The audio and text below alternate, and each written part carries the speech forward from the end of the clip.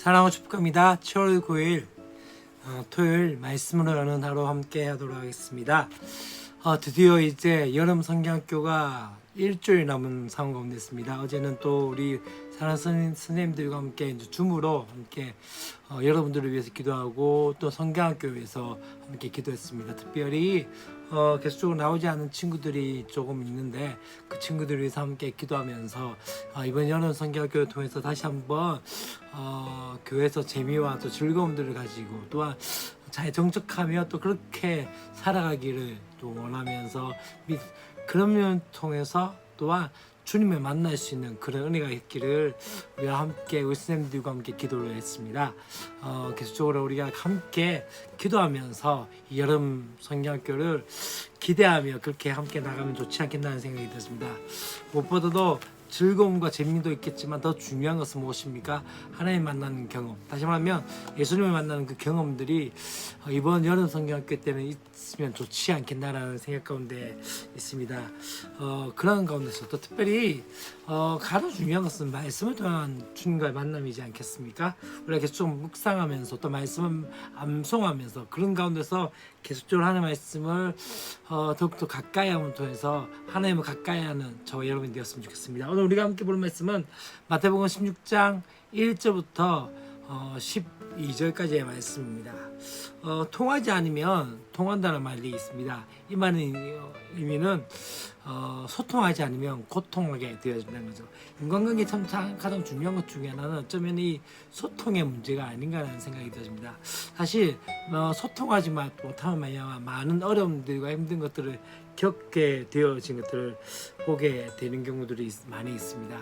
참 중요한 것은요, 그 가운데서 이 소통의 가장 중요한 것은 그 사람에 대한 인식이 정말 중요하지 않겠나라는 생각이 되어집니다. 오늘도 우리가 이 말씀 볼 때 참 중요한 것 중에 하나는 지금 두 부류가 나오게 되습니다. 첫 번째는 사두개인과 바리새인들의 부류와 또 한 가지는 제자들의 부류입니다. 이 두 부류 다 어떤 상황입니까?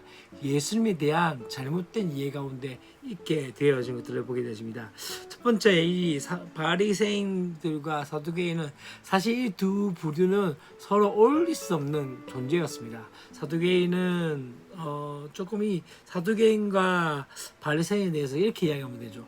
바리새인은 조금 어떤 경건주의자적인 것들이 있고 이 사두개인은 부활을 믿지 않고 그러니까 믿을 수 있는 것들만 그렇게 믿었던 사람들이 바로 어쩌면 이 사두개인이었습니다. 그렇기 때문에 두 분은 어울릴 수도 없었을 뿐만 아니라 또 한 가지는요, 한 사람들은 이 성전을 중심으로 한 사람들은 회당을 중심으로 하면서 그렇게 형성된 집단들이었습니다. 그렇기 때문에 마치 우리나라에서 여당과 여당 이렇게 진보와 보수처럼 그렇게 나누어진 존재가 바로 이 바리새인과 사두개인이었습니다.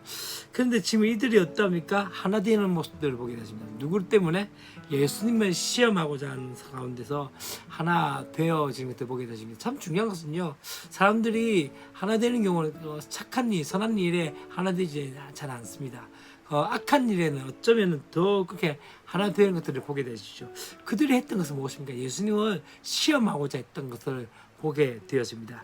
그 시험이 무엇입니까? 하늘로부터 오는 표적 보이기를 청한다라고 이야기를 하고 있는 것을 보게 됩니다. 하늘로부터 오는 표적 무엇일까요? 다시 말하면 예수님께서 만일 메시아라면 하늘로부터 오는 그 표적, 진짜 메시아라는 그 표적을 보여달라는 것이죠.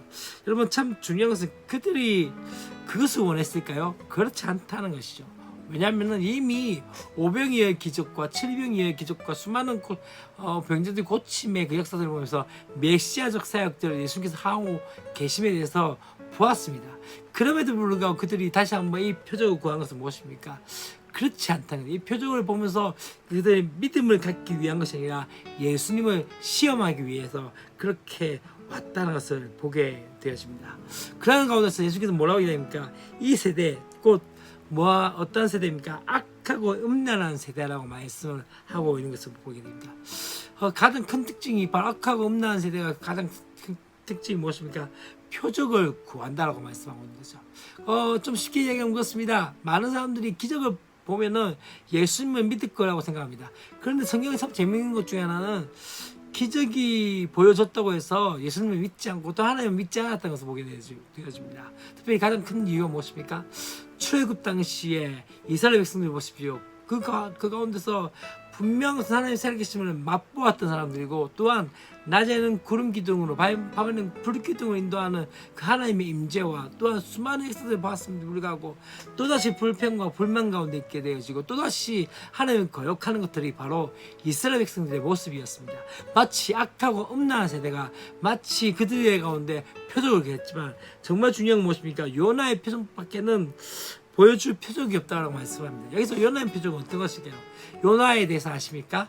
요나가 어떤 존재였죠? 바로 다시스로 가야 니느웨로 가야 했지만은 다시스로 도망치려면 첫 번째 어떻게 되어집니까?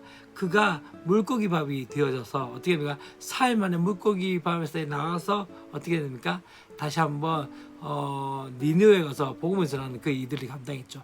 여기 첫 번째 중요한 것은요, 물고기 밥에 들어갔다가 나왔던 게 사흘입니다. 그건 똑같은 것이 무엇입니까? 예수님께서 십자가의 죽음을 통해서 4일 만에 다시 한번 부활하신 그 표적과 똑같은 것이죠. 또 한 가지 무엇입니까?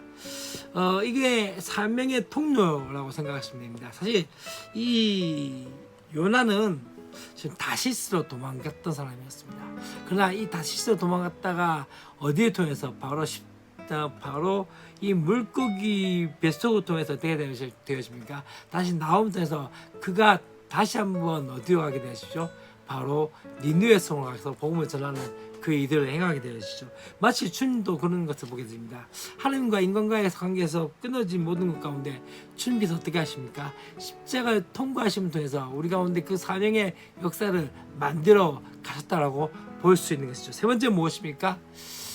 사실 요나가 이 다시스로 간 이유가 무엇입니까? 니느웨로 가지 않고 다시스로 가는 이유 중에 하나는 그에게는 지독한 선민의식이 있었습니다. 그 이 선민의식 가운데서 어떻습니까? 이 니느웨 성, 다시 말하면 바벨론 사람들이 어떻게 하죠? 바로 이 유다를 괴롭히고 또 그렇게 되어졌던 것이죠. 그러해서 어떻습니까? 이 민족주의적인 관점에서 이 니느웨는 마치 원수와 같은 존재였습니다. 마치 우리 한국에는 누가 있죠? 일본이 그런 존재로 보일 때가 많았죠. 것이죠. 그래서 어떠합니까? 그가 어떻게 합니까? 그곳에 가지 않게 되어지죠. 그러나 어떻게 되어집니까? 그런 민족주 가운데서 이제 이 요나의 표적을 통해서 우리가 오늘 보고자 하는 무엇인가? 다시 돌이켜서 니느웨 가서 복음을 전하는 것처럼 또 우리 또한 어떻게 되어야 된다고? 예수께서 십자가의 사역들을 통해서 어떤 역사가 있게 됩니까? 유대인으로 끝난 것이 아니라 어디까지요? 바로 이방인들에게까지 복음이 전파되어지고 그들이 복음으로 나아가게 되어진 그 사건들을 이야기하게 되어집니다. 여기서 참 중요한 것은 바로 그것이죠. 바로 요나의 표적을 통해서 우리가 오늘 이야기하고자 하는 것은 무엇입니까? 십자가와 부활 사건을 통해서 우리에게 허락되어진 그 은혜가 무엇인지를 다시 한번 보여준다는 거죠. 그것이 진짜 표적이고 그것이 바로 하나님 아들 메시아의 있음에 대해서 나타내는 것을 말씀하고 있는 것을 보게 되십니다. 그런 가운데서 이제 예수님께서 누구에게, 제자들에게 어떤 이야기를 하죠? 바로 바리새인들과 서두개인들의 누룩을 주의하라고 말씀을 하게 되어집니다. 그때 제자들이 지금 어떻게 생각합니까? 우리가 떡을 챙기지 않았구나 하면서 예수님께서 책망하시는구나 라고 생각했는데, 그 가운데서 어떻게 얘기합니까? 예수님께서 이 떡에 관함이 아닌 줄 깨닫지 못하느냐 하면서 지금 그렇게 이야기한 거죠. 곧 뭘 이야기합니까? 오병이의 기적과 칠병이의 기적 통해서 지금 이 누룩이 한 것은 다른 것이 아니다라고 얘기합니다. 다른 것, 그 빵을 위해서가 아니라죠. 이 누룩이 한 것은 어떤 것입니까? 잘 보이지 않습니다. 그러나 나중에 어떻게 되죠? 빵을 부풀게 만들어지는 그것을 보게 되시죠. 마치 부풀게 되어져서 어떻게 됩니까? 그 가운데 되어진 모습들을 보게 되어집니다. 마치 그렇게 침투해서 부풀게 되어지는 모습들을 이야기하고 있습니다. 그것이 무엇입니까? 바로 사두개인과 바리새인들의 교훈, 그들이 가르치고 있는 것인데, 그것은 무엇입니까? 고난의 기회에 대해서 어떻게 합니까? 나가지 못하게 하고 번영의 길을 이야기하고 있는 그 모든 것들을 바로 누르게 하고 말씀을 하고 있는 것이죠. 왜 그렇습니까? 그건 십자가를 반대하는 그런 모습이기 때문이라는 것을 보게 되었습니다. 그래서 어떻게 이야기합니까? 사두개인과 바리새인들의 교훈, 번영을 이야기하고 또한 축복을 이야기하지만 또 중요한 것은 무엇입니까? 십자가를 통해서 다시 한번 우리 가운데 허락되지 은혜가 무엇인지를 경험하는 것들이 필요하지 않을까요? 말씀을 정리하도록 하겠습니다. 오늘 말씀 가운데 중요한 것은요, 둘 다 예수님을 잘못 이해한 것들을 보게 되었습니다. 한쪽은 아예 믿지 않으면 어떻게 합니까? 아예 배척하고 있고, 한쪽은 예수님께서 가르친 것에 대해서 정확하게 깨닫지 못하는 경우들이 있게 되십니다. 여러분은 어떠하십니까? 여러분 예수님에 대해서 잘 알고 계십니까? 다시 한번 우리가 생각해 보면서 또 오늘 하루의 삶 가운데 그렇게 지낼 수 있는 저와 여러분 됐으면 좋겠습니다. 사랑하는 축복합니다. 내일도 함께 뵙겠습니다. 안녕.